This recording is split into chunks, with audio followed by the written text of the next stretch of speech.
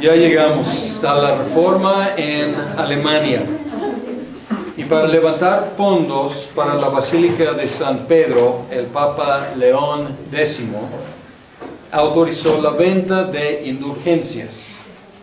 Ya hemos visto que no fue el primero en hacerlo, Julio II lo había contemplado, pero el Papa León X lo llevó a cabo. Tomando mucho dinero prestado, Alberto de Magdeburgo, él compró los arzobispados de Mainz,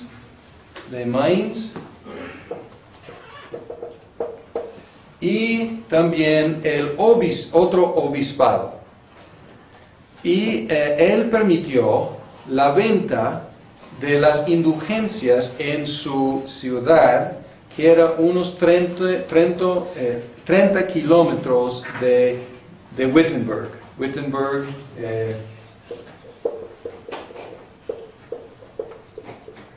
en Alemania.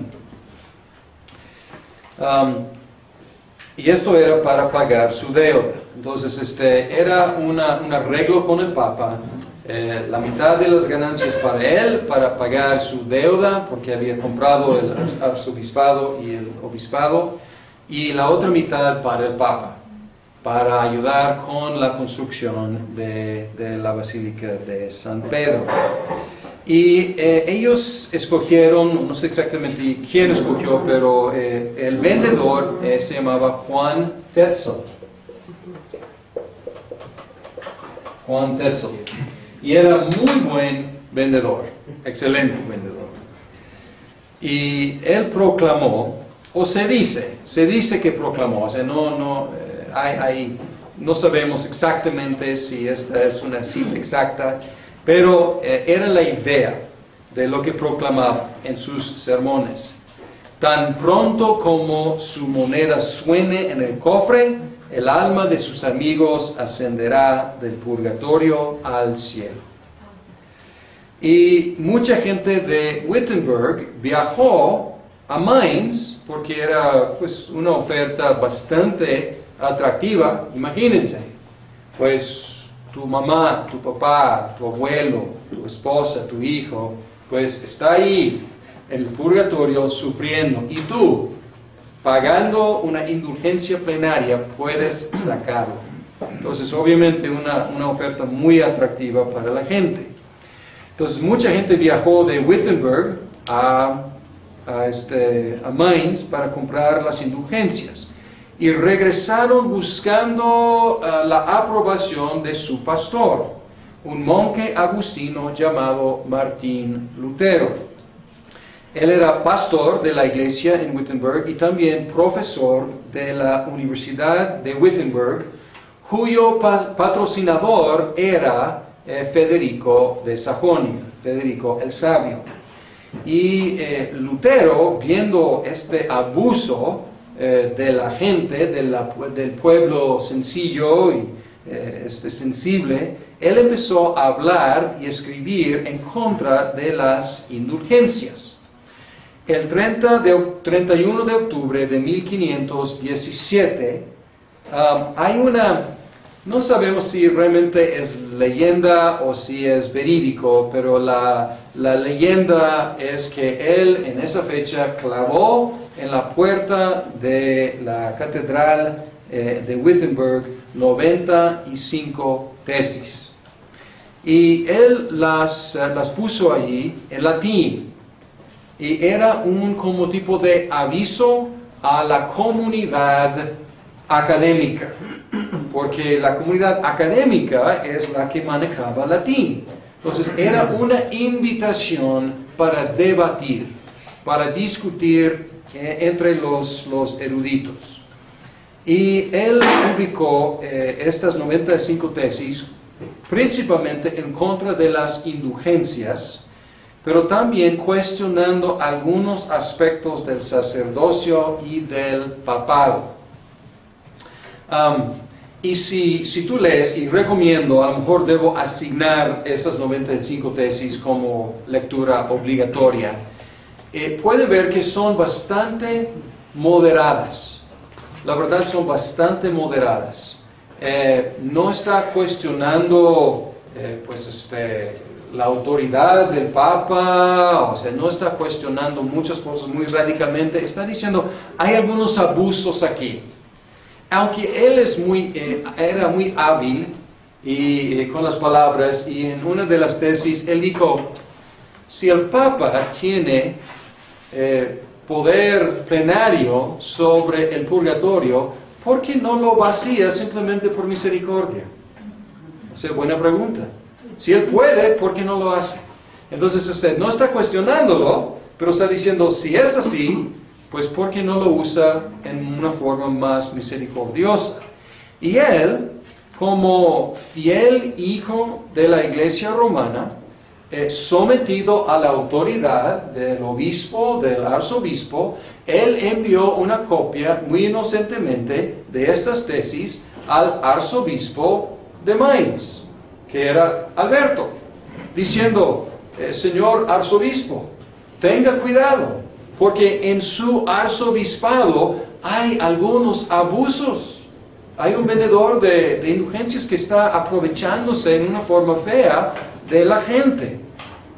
Y obviamente, pues no fue muy bien recibida esa comunicación a Alberto.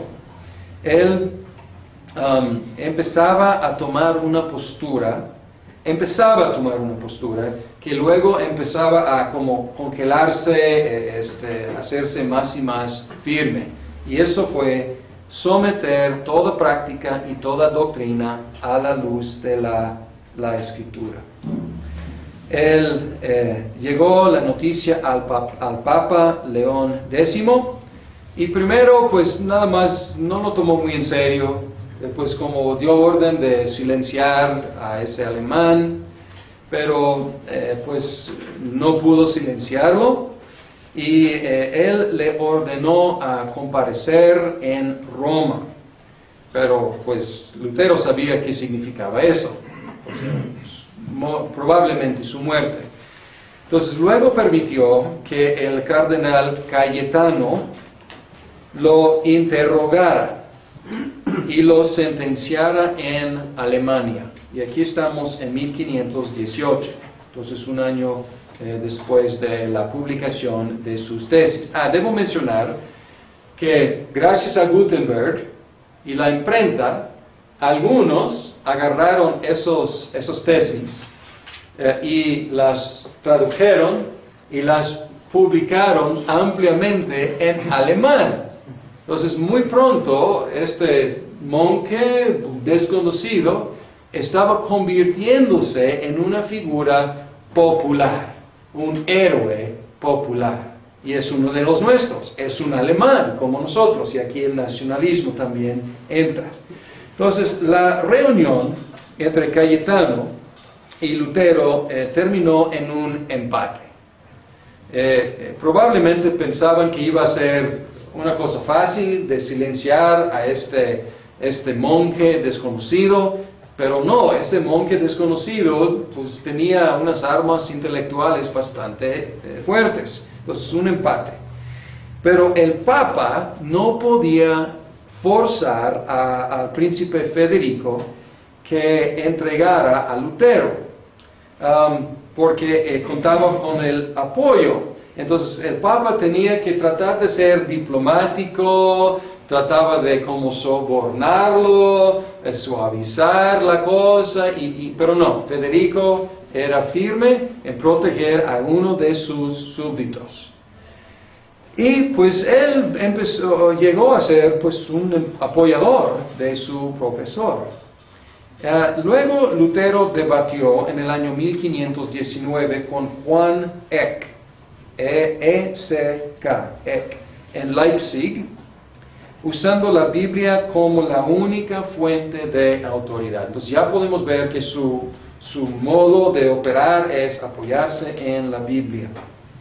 Después de que muchas de sus ideas fueron publicadas en Alemania, el Papa lo excomulgó por una bula. Una bula es como un decreto del Papa, en el año 1520. Entonces tardó 3 años en excomulgarlo.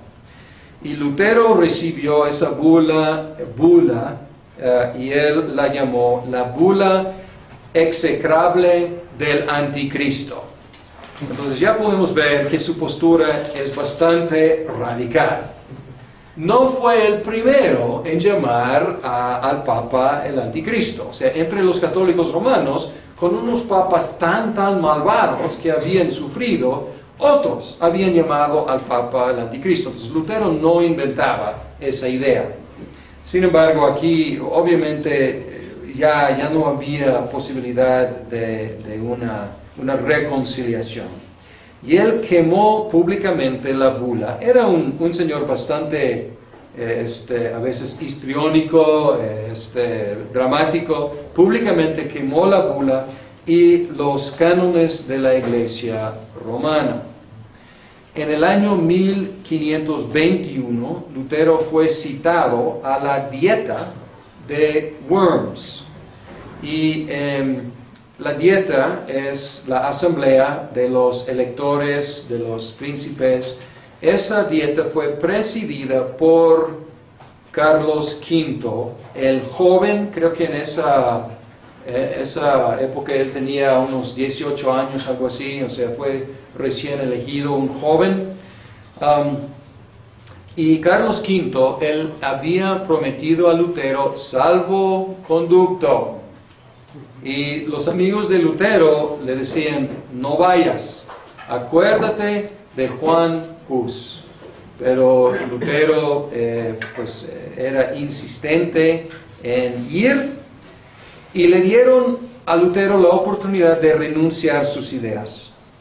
Y él como empezaba a titubear un poco, porque era impresionante, o sea, todos estos representantes del Papa y todos los políticos y los príncipes, el mismo emperador, ahí todos los más poderosos del imperio estaban allí, y él pidió una noche para pensarlo bien. Y luego pasó gran parte de la noche en oración, y luego se presentó el siguiente día para entregar su respuesta. Y su respuesta es una respuesta que ha llegado a ser famosa en el mundo occidental.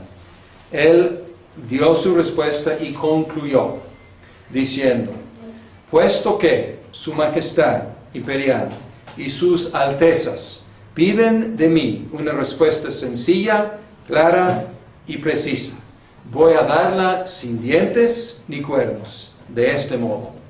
El Papa y los concilios han caído muchas veces en el error y en muchas contradicciones consigo mismos. Por lo tanto, si no me convencen con testimonios sacados de las Sagradas Escrituras o con razones evidentes y claras, de manera que quedase convencido y mi conciencia sujeta a esta palabra de Dios, yo no quiero ni puedo retractar nada, por no ser bueno ni digno de un cristiano obrar contra lo que dicta su conciencia. Heme aquí, no puedo hacer otra cosa, que Dios me ayude. Amén. Después de eso, cayó la dieta en un caos, y pues Lutero fue condenado, pero el emperador, él quedó con lo dicho, con este hereje, y por miedo, Federico, él secuestró a Lutero. O sea, Federico, el protector de Lutero, el patrocinador de Lutero, el amigo de Lutero, secuestró a Lutero por su propia protección, su propio bien, y lo protegió en el castillo de Wartburgo durante todo un año, por su propio bien. Durante ese año, Lutero tradujo el Nuevo Testamento en alemán. O sea, es algo impresionante, en un año traducir en alemán. Y pocos días después de la dieta, debo mencionar, al traducir el Nuevo Testamento y luego eventualmente el Antiguo Testamento en alemán, lo que Lutero hizo no solamente fue traducir la Biblia, sino él inventó, en un sentido, el alemán moderno. ¿En qué sentido? Había muchos dialectos de alemán y pues se entendían entre sí, pero hablaban diferente. Entonces él utilizó un dialecto, una opción de las varias opciones, y ese dialecto llegó a ser lo que llamamos alemán. Entonces él hizo algo unificador para todos los pueblos alemanes, dándoles un libro que todos querían leer en un idioma que ellos llegaron a compartir en común. Entonces, después de la dieta, Carlos V firmó la condenación de Lutero, pero no pudo llevarla a cabo porque necesitaba el apoyo de Federico. Sin embargo, Lutero desde entonces no podía viajar fuera de zonas donde pues él tenía protección. Otros reformadores podían viajar más, pero él no, porque era un hombre condenado por el imperio.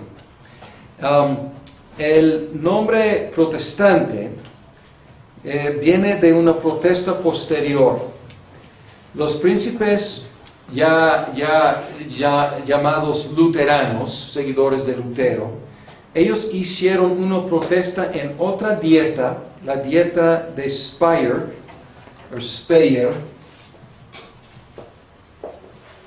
otra dieta en Speyer en 1529. Carlos V hizo varios intentos de detener la reforma, pero no pudo, y era una gran frustración para él. Y en esa dieta los príncipes luteranos hicieron una protesta y desde ahí empezaron a llamarlos los protestantes. O sea, la protesta no es tanto de Lutero mismo, sino una protesta más política que nada que los luteranos, los príncipes luteranos hicieron. Lutero insistió en que sus seguidores se llamaran cristianos. Y él dice que este es el único nombre bíblico. Sin embargo, el nombre luterano se solidificó. El luteranismo ganó mucho territorio rápidamente en Alemania, en el resto del Santo Imperio Romano y también en Escandinavia y en Polonia. En el año 1555, la dieta de Augsburgo, el catolicismo y el luteranismo fueron reconocidos como religiones legales en el Imperio Romano. Entonces, obviamente hemos brincado sobre muchas cosas, pero a grandes rasgos esta es la reforma en Alemania. Y en las próximas sesiones lo que vamos a hacer es ir país por país y tratar de dar los puntos más sobresalientes de las reformas en los diferentes países. Pero quiero terminar hoy mencionando algunos principios que son hasta la fecha pues una buena forma de cómo identificar qué motivaba, qué guiaba el movimiento reformador en Europa. Primer principio, sola escritura. Sola escritura, obviamente sola escritura, significa que la Biblia es la única fuente autoritaria de la doctrina y la práctica. Quiero decir y quiero enfatizar que estos reformadores no se consideraban innovadores y no estaban descartando 1500 años de historia de la Iglesia. Al contrario, algunos, como Calvino, eran humanistas. Martín Lutero era monje agustino y sus votos como monje agustino le obligaban a estudiar la Biblia y los escritos de Agustín de Hipona. Y entonces ellos no consideraban que innovaban, pero ellos estaban leyendo la Biblia a la luz de los mejores comentarios de todos los siglos cristianos. Sin embargo, no se sometían a esas opiniones del pasado. O sea, a fin de cuentas, la única fuente autoritaria es la Biblia. Sola gratia.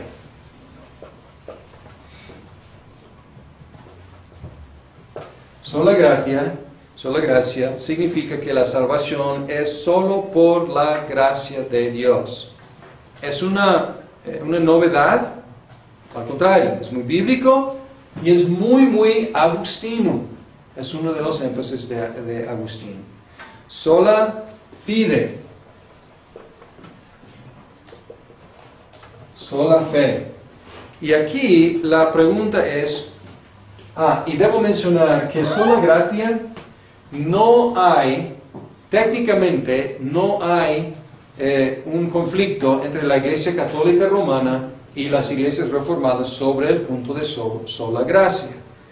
Oficialmente, la Iglesia Católica Romana también afirma que la salvación es solamente por gracia, oficialmente. Sin embargo, aquí está el problema, porque los reformadores decían, para proteger sola gratia, para estar seguros de que es solamente por gracia, tenemos que enfatizar al mismo tiempo que es sola fide. Porque si hay otro instrumento de la salvación, estamos quitando este principio de gracia. ¿Por qué? Porque la fe no tiene mérito propio. La fe es un canal vacío, podemos decir, por el cual Dios nos comunica su gracia. Entonces, la fe, el principio de sola fe, salvaguarda el principio de sola gracia. Y aquí está la diferencia. Los católicos romanos decían, no, hay otros instrumentos por medio de los cuales Dios nos comunica su gracia. Y aquí entra la cuestión de varias obras. Y los católicos romanos, los más astutos y teológicamente astutos e informados de su propia teología, insisten que estas obras son por la gracia de Dios. O sea, tratan de conservar la idea de sola gracia. Sin embargo, se meten en una tensión muy fuerte. Porque la Biblia dice en Romanos que es por fe para que sea por gracia. Entonces tiene que ser por fe para que sea por gracia. Y aquí está realmente, pues obviamente hay un gran problema aquí entre la iglesia romana y las iglesias protestantes, podemos llamarlas así ahora, porque la iglesia romana tiene otras fuentes autoritarias. Aquí, técnicamente, hay acuerdo. Aquí, pues no hay acuerdo. Y luego el cuarto principio es solus Christus. ¿Quién es el único mediador entre Dios y el hombre? Solo Cristo. Y obviamente hay un conflicto aquí porque en la iglesia romana hay muchos otros mediadores, sobre todo la Virgen, los santos y los mismos sacerdotes que viven, el Papa, por supuesto. Y el último principio es soli Deo gloria. Solamente a Dios la gloria. Y realmente este principio es la conclusión o la implicación de los otros cuatro principios. Porque si la palabra de Dios es la única fuente autoritaria, si la gracia de Dios es la única base sobre la cual somos salvos, si la fe en Jesucristo, que no tiene mérito propio, es el único instrumento de la salvación, y si Cristo es el único mediador entre Dios y el hombre, ¿quién recibe la gloria? Solamente Dios recibe la gloria. Y podemos identificar estos 5 principios como los principios sobre los cuales la Reforma Protestante se basó.